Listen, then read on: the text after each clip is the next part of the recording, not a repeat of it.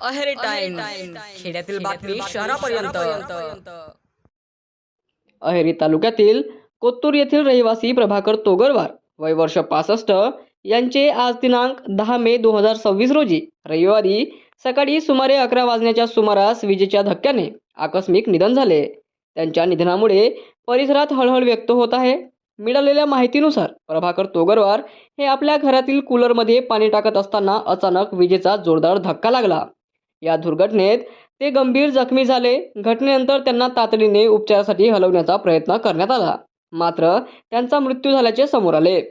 प्रभाकर तोगरवार यांच्या पश्चात पत्नी, 2 मुले 2 मुली असा मोठा परिवार आहे. त्यांच्या मुलांपैकी एक मुलगा पोलीस विभागात कार्यरत असल्याची माहिती मिळाली आहे. त्यांच्या अचानक निधनामुळे तोगरवार परिवारावर शोककळा पसरली असून नातेवाईक व परिसरातील नागरिकांकडून हळहळ व्यक्त केली जात आहे.